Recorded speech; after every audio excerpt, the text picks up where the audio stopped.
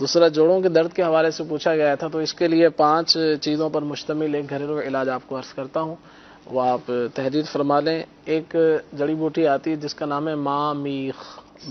میخ، اور نمبر 2 سملو، اور تیسری چیز ہے سرنجان شیریں، اور چوتھی چیز ہے سونٹھ، اسے پنجابی میں سونڈ بھی کہتے ہیں، زنجبیل بھی کہا جاتا ہے، خشک ادرک، اسے یعنی کہ یہ نام ہے 2-3،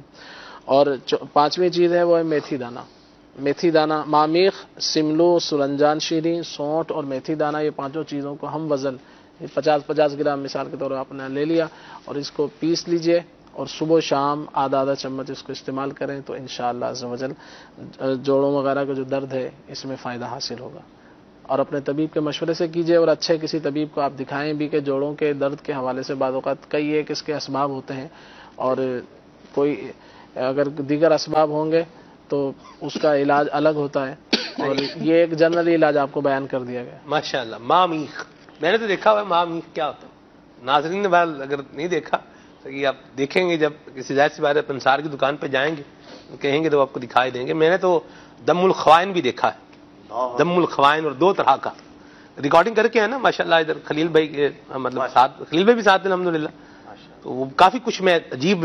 جو چیزیں ہیں، عجیب کیا ہے مطلب زبردست ماشاءاللہ کا نظام ہے،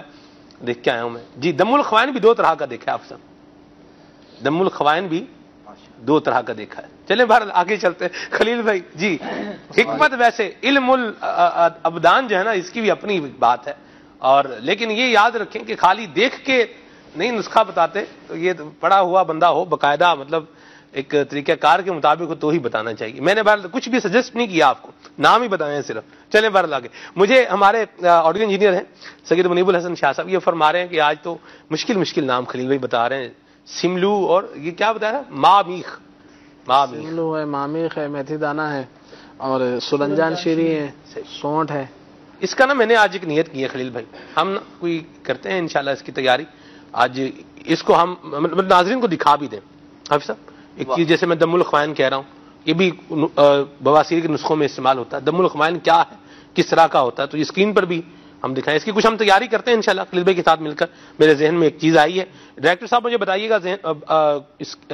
یاد کرائیے گا، ہم اس کو انشاءاللہ کنسیڈر کرتے ہیں۔ بھائی ایک تو علم الابدان کی آپ بات کر رہے ہیں، نبی پاک علیہ الصلوۃ والسلام کی سیرت میں بھی دیکھیں تو طب نبوی کا جو باب ہے اس میں مطالعہ کر رہا تھا، تو بعض جڑی بوٹیاں ایسی تھیں جن کے بارے میں محبوب علیہ الصلوۃ والسلام نے ان کی فضیلتیں، ان کے فوائد بیان فرمائے، وہ وہی نام تھے تقریباً جو ان کے لبوں سے میں سنتا ہوں۔ ارے واہ، بڑی اہمیت کی حامل ہیں یہ چیزیں ماشاءاللہ ماشاءاللہ جی۔ خلیل بھائی وہ ایک ہی علاج پوچھا تھا، ایک ہی پوچھا تھا، چلیں جی ٹھیک ہے، ایک ہی پوچھا تھا، چلیں یہ بھی ہو گیا، اللہ تعالیٰ جزائے خیر عطا فرمائے۔